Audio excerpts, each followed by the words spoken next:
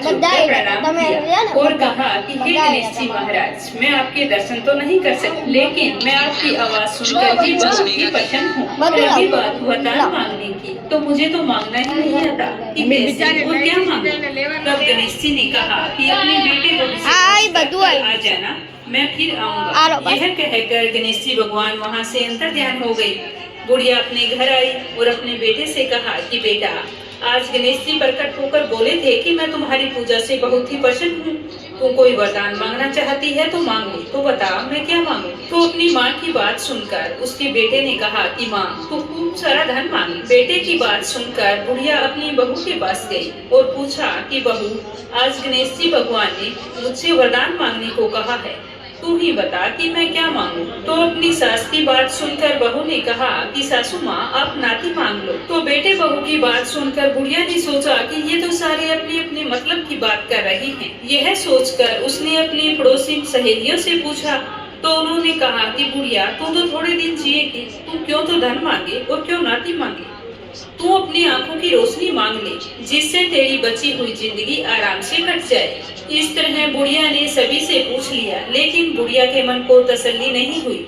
वह तो सोचते सोचते सो गई। अगले दिन फिर सुबह नहा धोकर जैसे ही गणेश जी की पूजा करने के लिए गई, तो गणेश जी भगवान प्रकट हुए और बोले कि बुढ़िया, क्या पूछ कर आई है, मुझे बता, तुम्हें क्या वरदान चाहिए। तो गणेश जी की बात सुनकर बुढ़िया बोली कि हे गणेश जी महाराज, यदि आप मुझ पर प्रसन्न हैं तो मुझे 9 करोड़ की माया दे, निरोगी काया दे, अमर सुहाग दे, आंखों की रोशनी दे, नाती दे, पोता दे और सब परिवार को सुख दे, अंत में मुझे मोक्ष दे।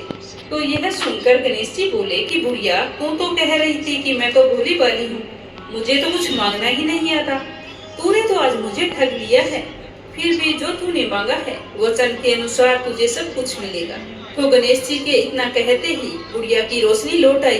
तो गणेश जी के दर्शन करके बूढ़ी माई बहुत ही प्रसन्न हुई। गणेश जी भगवान आशीर्वाद देते हुए अंतर्ध्यान हो गए और बुढ़िया ने जो कुछ मांगा था उसे सब कुछ मिल गया। हे गणेश जी महाराज, जैसा तुमने उस बूढ़ी माई को दिया वैसा सबको देना, सुख सौभाग्य और शांति बनाए रखना। बोलो गणेश जी महाराज की जय हो। करवा चौथ व्रत की पहली कथा। देवी करवा अपने पति के साथ तुंगभद्र नदी के पास रहती थी। एक दिन करवा के पति नदी में स्नान करने गए तो एक मगरमच्छ ने उसका पैर पकड़ लिया और नदी में खींचने लगा।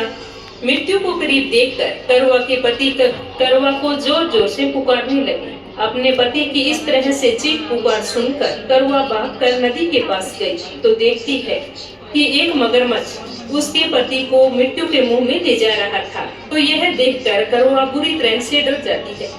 फिर वह एक कच्चा धागा लेकर मगरमच्छ को बांधकर जंगले रमी 100% सिक्योर और सेफ। आप भी अभी जंगले रमी ज्वाइन करें।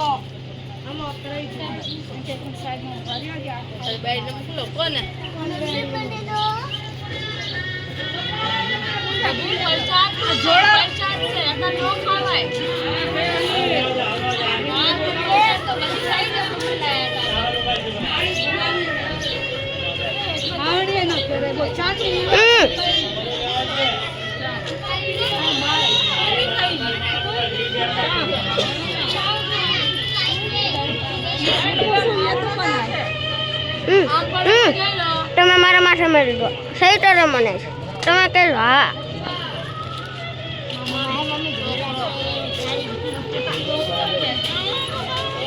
ભાઈ દો હટી જાઓ આખા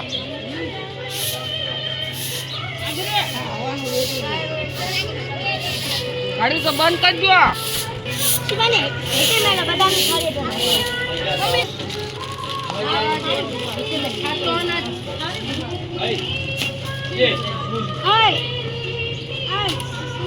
અને પાપાને બોલાતી આવી બે મિનિટ કરી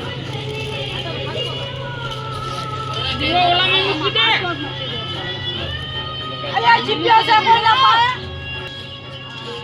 સોરી એમાં ઓલા લઈ લે કપડ લે લે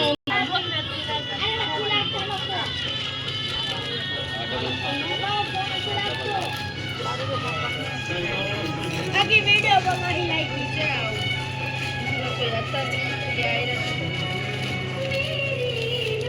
દાદાને ફોન લાગતો દાદા પાસે છે દાદા બહાર રાખીએ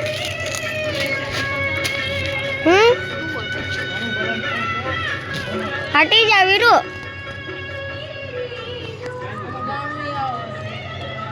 માયા મમ્મી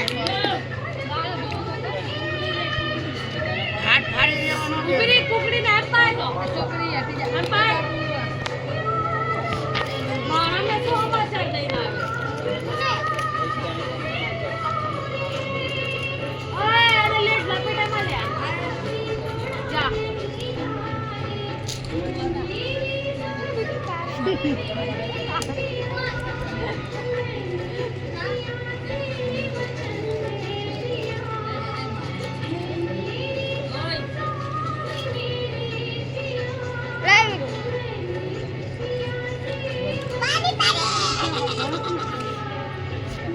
રાયને નાનક બેઠો બેઠો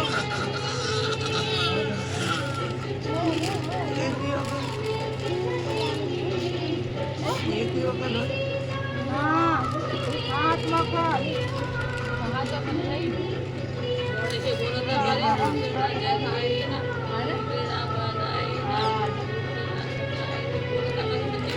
ગાણું છે ને